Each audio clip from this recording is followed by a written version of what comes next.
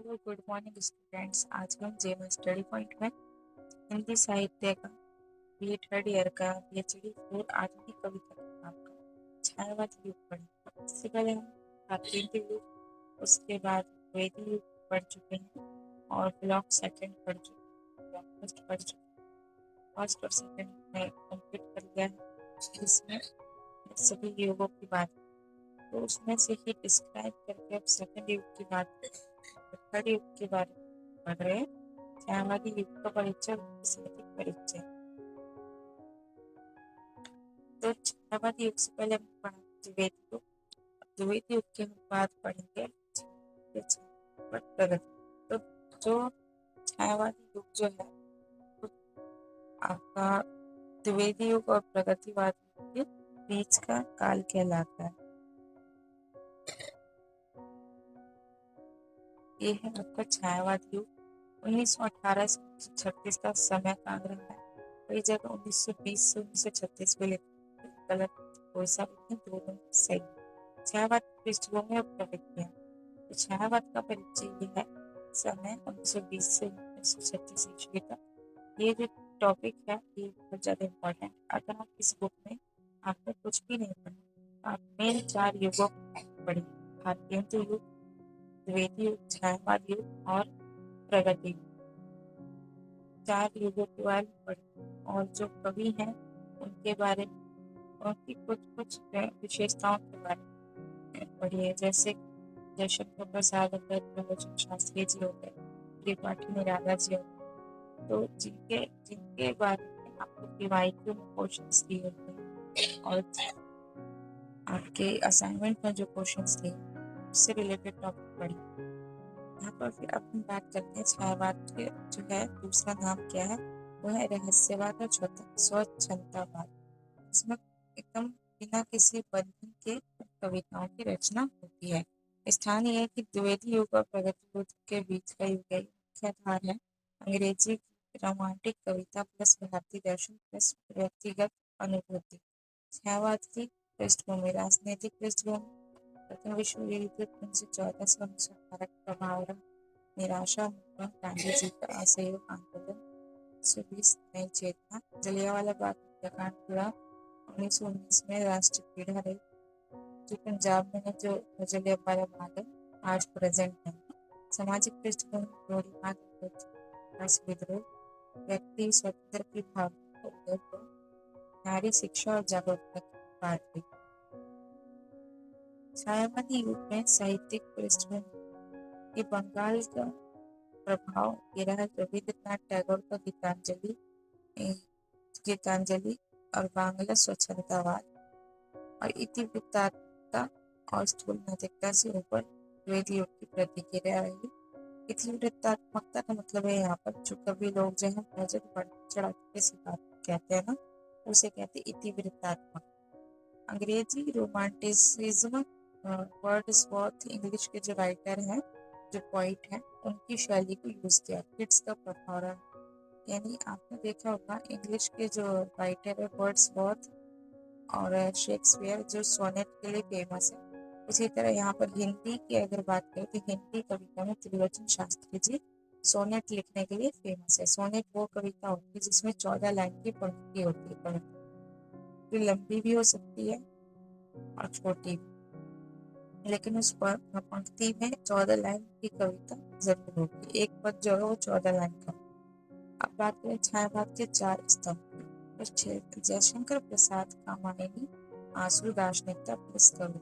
सूर्यकांत त्रिपाठी निराला है, राम की शक्ति पूजा, सरोज स्मृति। सरोज स्मृति जो है आप उसके जो निराला जी हैं उनके खुद की बेटी के बारे में, जो एक मार्मिक चित्रण है, इमोशनल स्टोरी है, कविता है। विद्रोह प्लस मुक्त छंद है। सुमित्रा नंदन पंत, वीणा पल्लव प्रकृति का सुकुमार चित्रण करते हैं। महादेवी वर्मा जो है वो नीरजा और दीप शिखा जैसी वेदना प्लस रहस्यवाद की कविता लिखते हैं। छायावाद में आपको जितने भी कवि मिलेंगे ना वो कविता रचना तो करते हैं, लेकिन उसमें कुछ ऐसे रहस्य छुपे होते हैं, लिखा कुछ और है, मीनिंग कुछ और होता है शब्द का। छायावाद की प्रवृत्तियां क्या है? व्यक्तिकता और आत्म अभिव्यक्ति। आत्मा अभिव्यक्ति मैं शैली का प्रयोग हुआ है पर यानी खुद के बारे में बताते हैं, मैं शब्द का प्रयोग करते हैं जब वो खुद की बात करते हैं। कवि या लेखक जो भी है, तो कवि का अपना सुख दुख केंद्र में है। उदाहरण प्रसाद पीति विभावी जागृत प्रकृति का मौलिकीकरण, प्रकृति जड़ नहीं है, चेतन सत्य प्रेयसी के रूप में है। पंथ प्रकृति के यौवन का श्रृंगार है। सौंदर्य प्रेम और कल्पना स्थूल के बजाय सूक्ष्म सौंदर्य पर जोर, दार्शनिक और प्रतीकात्मक भाषा है। प्रेम और श्रृंगार जो है वासना नहीं है, अध्यात्मिक प्रेम है। मिलन विरह की वेदना है। महादेवी वर्मा की जैसे जो कविता है उसमें प्रेम और श्रृंगार का पूरा स्वरूप बनता है। जैसे वो कहती है, मैं नीर भरी दुख की बदली, यानी मैं पानी पानी भरी दुख की घड़े के जैसी हूँ। छायावादी युग 1918 से 36 रहा। इस युग में इतने परिवर्तन हुए, जैसे ही वेदी युग में परिवर्तन हुए उसी तरह छायावादी युग में भी बहुत ज्यादा परिवर्तन हुए। और इसमें जो है जयशंकर प्रसाद भी फेमस है, और जयशंकर प्रसाद की कविताओं को बहुत ज़्यादा इम्पोर्टेंस दी जाती है यहाँ पर। इससे पहले हमने कविताओं के बारे में भी पढ़ा है, वीडियोस डालते हैं, और पीवाईक्यू के बारे में पता है कौन सा क्वेश्चन जो है, कौन सा टॉपिक जो है वो आपके पीवाईक्यू में दिया होता है, तो आप देख लीजिएगा। जो 24 से 25 का पीवाईक्यू है उसमें 8 क्वेश्चन है टोटल। फर्स्ट जो है उसमें आपको स्टैंजा दिया हुआ है, पंक्ति दी है, वो आपको व्याख्या करनी है। वो आप कविता जो भी पढ़ाई है उसके अकॉर्डिंग देख लेना। और एक ऐसा भी इसमें दिया है जो आप में नहीं है, जो जयशंकर प्रसाद की है कामायनी जो कविता है वो बुक में नहीं है, लेकिन फिर पीवाईक्यू में आपको वो स्टैंजा मिल जाए, तो आप खोज के पढ़ना पड़ेगा। रहस्यवाद और दार्शनिकता की बात करें तो आत्मा परमात्मा जीव ब्रह्म का संबंध है। प्रसाद की कमाई में शैव दर्शन मिलते हैं। राष्ट्रीय सांस्कृतिक चेतना मिलती है। प्राचीन गौरव को गुणगान है। निराला जी भारती जय विजय करे, जागो फिर एक बार, ऐसी कविता लिखते हैं।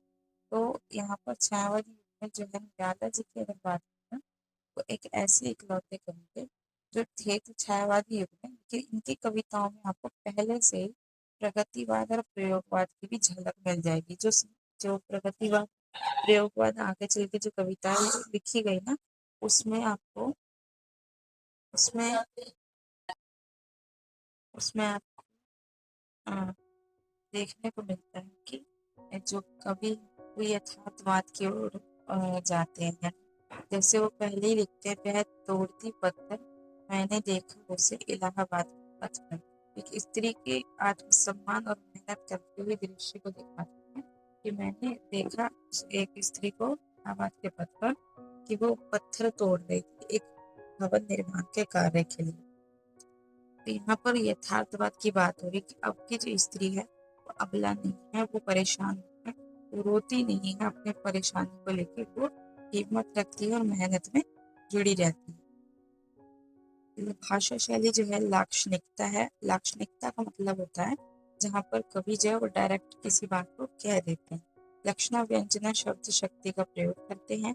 व्यंजना वो शब्द होते हैं जो इनडायरेक्टली कविता में कहे जाते हैं, जैसे किसी बात को इनडायरेक्टली कहते हैं शब्दों के जाल बुन के। और चित्रात्मकता की बात करें तो बिंब प्रधान शब्दों से चित्र बनाना, ऐसे शब्द बोलना जिससे मन में चित्र उमड़ जाए। संगीतात्मकता यानी गेय मुक्त छंद, कोमल कांत पदावली, संस्कृत में तत्सम शब्दावली है। निष्कर्ष ये निकलता है कि छायावाद ने हिंदी कविता को स्थूलता में सूक्ष्मता, उपदेश से अनुभूति और गद्यात्मकता से संगीतात्मकता की ओर मोड़ा। आई होप कि आपको ये वीडियो अच्छी लगी हो। इस वजह से लाइक एंड सब्सक्राइब और शेयर करें। और ये जो छायावादी जो कविता है उसमें यही टॉपिक मेन है। Thank you.